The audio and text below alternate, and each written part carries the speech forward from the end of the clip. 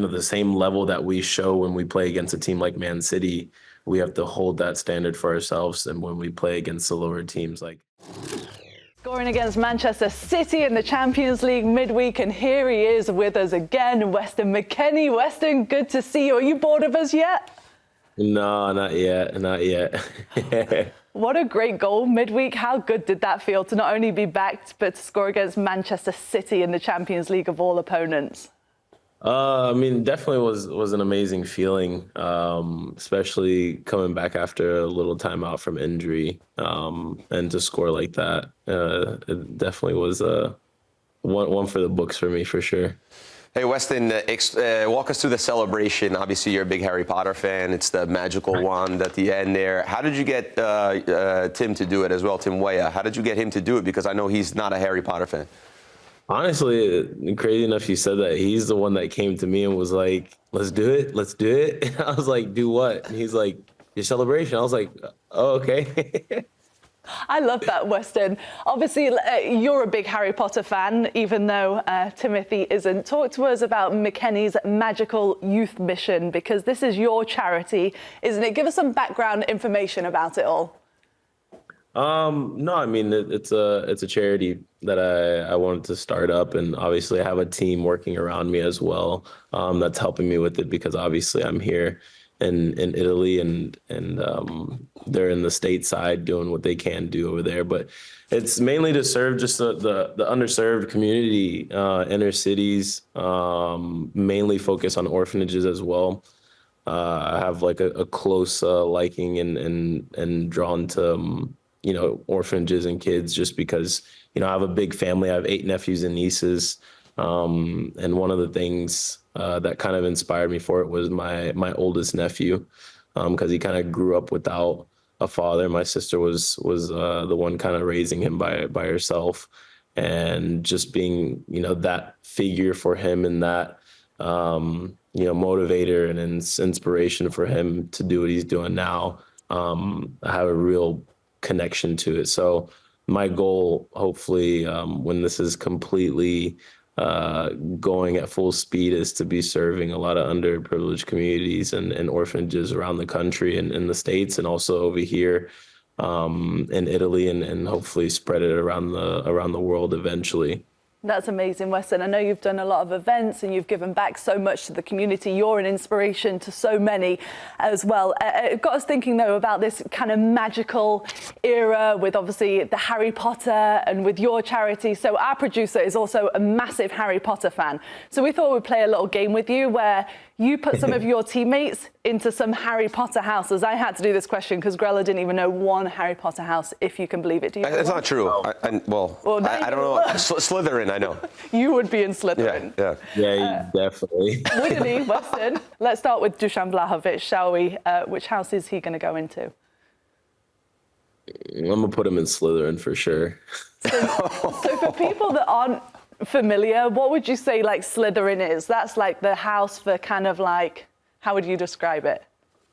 I don't know. I don't really know how to explain it, to be fair. It's like the baddies, right? It's the guy that's kind of like this, and that but not like to a really bad point. I don't put him in that house for that reason. I put him in that house just because, he has that kind of that confidence and that arrogance that people might mistake for like being cocky and arrogant and think that he's better than everyone else, but he's not completely like that. So that's why I put him in that house. Okay, they're like the guys. What about Timothy Weah then? I'll probably put him in Ravenclaw, to be fair. Which is kind of like the boys' club? It's more. It's one of those ones because Tim is kind of low key, and Ravenclaw, you don't really hear much about it in the Harry Potter series, to be fair, or at least in the movies. There's not a lot about Ravenclaw in it. And it's more like the low key house, chill, does their own thing, vibes out. So definitely Ravenclaw, probably. What about your other US men's national team teammate then, Christian Pulisic? Obviously, you don't play with him at the club level, but where would he go? I'd probably put him in Gryffindor. He's the protagonist. He's the the Captain America. So you got to put him at least in the one of the best houses, if not the best house, because I put myself in there as well, to be fair. What about, okay, last one. What about Moise Kean? Because he's a friend of yours, isn't he? That obviously you used to play with. Now he's at Fiorentina. Yeah. Where would he go? I would put him in a mixture if I could. I'd give him an outfit that has Slytherin and Gryffindor in it. Hey, Weston, are you surprised? I mean, a couple of guys in the studio, right? They read a lot of X and Twitter, and they read a lot. But were you surprised to see him scoring so many goals? Because last year they were like, oh, he didn't score any goals. But I always thought, this guy's got all the tools. He's always in the right spot. You just need like a continuity. You need games. You need rhythm. Yeah. So are you surprised to see the season he's having? No. I mean, I actually spoke on the phone with him before their last game in Coppa Italia, I believe, and I think they were playing against George Bellows' team. And so, no, I spoke with him on the phone, and I was like, yo, like, it's like you said, he has all the tools. I mean, he's a beast. He has the strength, he has the speed, he has the quality, he has the 1v1 skills, everything.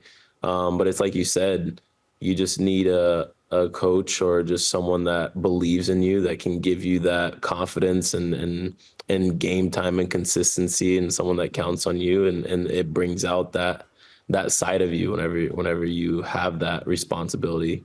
And so I'm not surprised at all that he's having this type of season. And I was telling him as well, like, I hope he continues having this type of season as well, because he deserves it. And it's been a long time coming, because obviously when he was here, you had a lot of people doubting him, and a lot of people, against him. And at the same time, it was a bit unfair, just because it's like, he's a striker. Strikers score goals, yeah, but it's difficult to do that whenever you come in the last 10 minutes of like each game or every other game, so you don't get consistent minutes. Did you catch any of Clint Dempsey's Champions League night? He was doing table time, and he was rapping, and he had a couple dance moves. Did you catch any of it? I didn't see it. I think we're gonna show you a couple clips right now. Take a look at this one. I gotta get your thoughts on this. You might be freestyling for us, Clint. Anybody who knows Clint knows that Clint's got I thought we were doing the heel toe. Is he freestyling? Are you freestyling? Come on, man. No. Jamie's gonna do something for us. Come on. I've already freestyled. What is it? Is this a move? Is this something from Texas? This move? What is this? New York? Where is this move from? No, honestly, the way he was doing it looked like it was like whenever you go, it's more of a Southern thing. Like whenever you go to like a like a fraternity, and they have their little that little roll step in fraternity. You look like you've been electrocuted. I thought, you did a good impression of it. Let's see it. No, I can't even. He was like going. I don't know if that's a tango or what, but that was great. And then he just started spitting lines, which. When someone's spitting lines, I don't know if you feel this way, but for me, I have a cousin who loves to do it. When someone's like spitting random, you want them to do well so bad, you know what I mean? And then when they go into that like one little dead end where they can't they can't make it work, you feel bad for them. He had a couple good moments. He had a couple where I was like, oh, where's he going with this one? Oh, it's hilarious. So are you going to collaborate or not, from what you've seen with your boy Clint, Weston? Oh, I think definitely maybe next time we if I'm on the panel with him, we can spit a few bars back and forth. Well, from what I've seen, your moonwalk was 10 times better than the little jiggle that Clint just gave you. The electrocution. Just back to the football with Juventus. Obviously, when we were there in Turin, it was a draw. You just drew this past weekend as well. How do you feel about Juve's season so far? Are you looking at this like we're still unbeaten? The glass is half full. Are you feeling positive at this moment? I mean, it's very difficult to say that I'm feeling very positive, or any of us are feeling very positive. Obviously, not being beaten in the league right now, it's amazing, but at the same time, it doesn't hold as much weight, because a lot of those games have ended in draws. So I mean, it's a difficult moment right now. And it's one of those things where we're personally all trying to figure out what it is that we're missing or what we're not doing correctly. And I think we always refer back to, you know, our mentality. I get in Italian, we say atteggiamento. I don't know the exact translation for it, but it's just like our focus, our mentality, and to become that great team that Juventus is normally is. It's, you know, the same level that we show when we play against a team like Man City. We have to hold that standard for ourselves, and when we play against the lower teams like Venice or, you know, just lower level teams are on the table. And that's something that I think we've struggled with a little bit this season. And so hopefully we can turn it around and get points, because if not, it's going to come back and bite us in the butt in the end. Yeah, it feels like under the manager system in Thiago Motta, he wants to play against, like, he drops the fullbacks low and wants to play in possession and break pressure and go quick. It just seems like that works against teams like Man City or bigger teams that will come out and play you guys toe-to-toe. But when you play in Italy, obviously you know better than anyone, and you play against these smaller teams that stack the back and just play these two banks of four or whatever, it starts to become really difficult to break that down. Is that something you guys are working on, trying to break down teams that just kind of sit in a low block and don't do anything? Yeah, I mean, you said it perfect. Like, it's much easier to play the way that we want to play whenever we play against higher level teams, like Champions League matches, mainly because, you know, those teams have quality and they want to come out and play the way that they want to play, versus playing a smaller team where they're like, okay, we might change the way that we play, you know, to hurt them in a way that doesn't allow them to play their game. And most of the time, if a team sits back like that, it makes it obviously more difficult for any team to try and break it down and you know, do runs in behind, 1v1s on the side, because it's always double teamed. Playing through the middle is a little bit difficult because, you know, the spaces are super tight.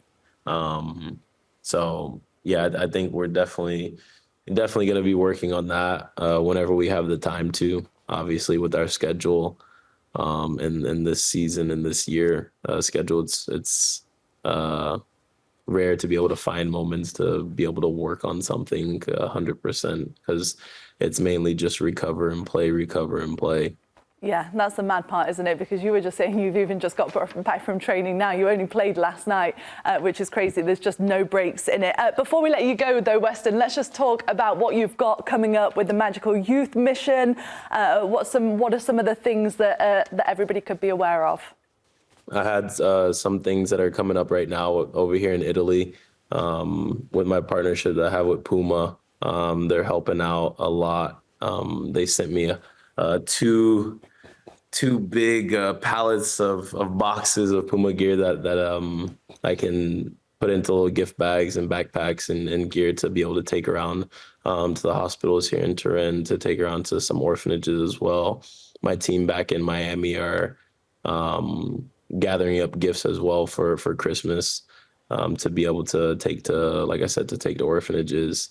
And Thanksgiving the past, you know, we were able to organize 500 turkey dinners for families and hundreds of gift cards for you know, families and kids and things. So but for me, if anybody wants to help out, it's more than welcome. Obviously, if you go to my Instagram and the link in the bio, you can make donations, and all of that obviously goes to the kids and giving back and helping out the community. Weston, before we let you go, the scissor kick against Barcelona, the scissor kick against Man City, just want to say you're inspiring all Americans. We love covering you. Wish you the best of luck in the rest of the season, man.